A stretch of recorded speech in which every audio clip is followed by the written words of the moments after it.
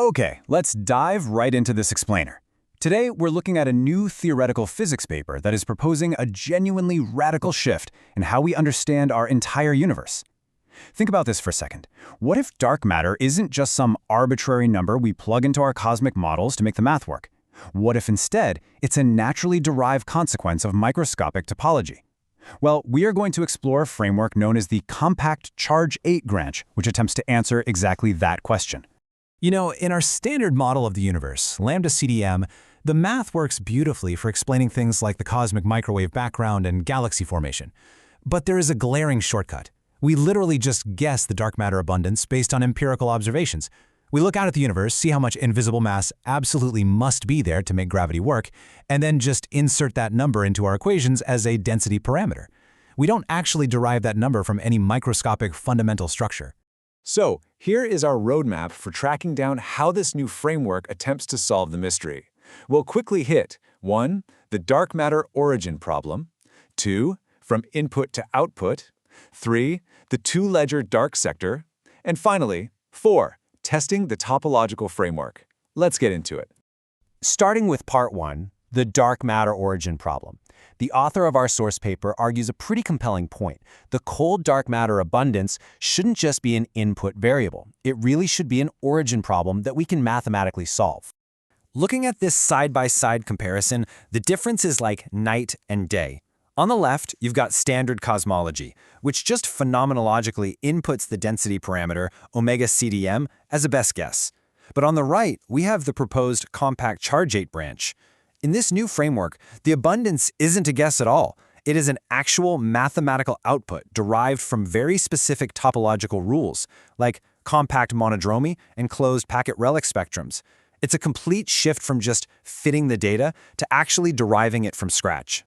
Moving right along to section 2, from input to output. This is where things get really fascinating. The author is essentially using the concept of compact topological locking to replace that cosmic guess.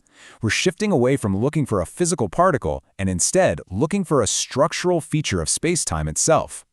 Okay, look at the blue lines on this cube. This visualizes what the paper calls full compact monodromy. Think of this space as representing different locked sectors of a vacuum. To create a stable physical reality here, an instanton, you can't take any shortcuts. The math enforces a mandatory 8-step physical closure condition. It's kind of like a cosmic Rubik's Cube, right? You can't just snap the pieces together however you want. There's a strict mathematical sequence you have to follow to solve it.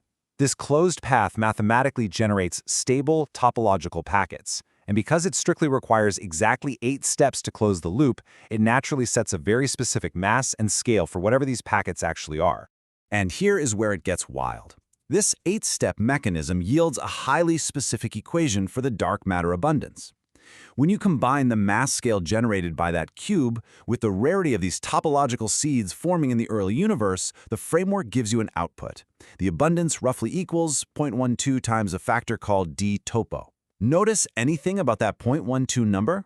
It is incredibly close to our actual observed dark matter density. But of course, the whole thing hinges on that d topo variable. So, what is dt topo? It's defined here as a strict boundary of survival and dilution for these topological packets in the early universe. Because it literally represents the percentage of packets that survive to the present day, it's strictly bounded. It has to be greater than 0 but less than or equal to 1. I mean, obviously, you can't have more than 100% of something survive. And this boundary makes it a literal kill criterion for the entire framework. D topo is not some convenient rescue parameter that physicists can artificially inflate just to make their math work out. If observations eventually prove that this theory requires a d topo greater than 1 to match our reality, boom, the theory is instantly falsified. It's dead. The author is super clear on this. The theory only succeeds if the compact locking mechanism naturally produces the observed scale without needing any magical, impossible enhancements. All right, part 3, the two-ledger dark sector. Let's see how this intense mathematical framework actually applies out there in real galaxies. To make sense of it, the author conceptually separates the dark sector into 2 distinct ledgers that operate at completely different scales. It's like keeping 2 separate sets of books. The first is T topo, the cosmological topological relic that gives us the vast mass budget of the universe. The second is T RPW, which is a baryon-locked residual phase wave response. Let's break down what each of those actually does. The first ledger, T-Topo, handles the massive, big picture stuff. We're talking the cosmic microwave background, large-scale structure, and overall halo abundance. For the math to hold up, these topological packets have to coarse-grain to what physicists call the infrared stress tensor universality class. In plain English, when you zoom way out to a grand cosmological scale, this massive swarm of closed packets absolutely must act exactly like pressureless, collisionless, cold dark matter. It's a strict validation condition. Meanwhile, the second ledger, TRPW, handles the localized galactic scale stuff. This is the residual response linked directly to normal matter, or baryons. This ledger accounts for things like the rotation curves of individual galaxies and vertical galactic forces. By intentionally separating this from the grand cosmological mass budget, the framework ensures that local galactic force laws don't totally disrupt the overall mass balance of the universe.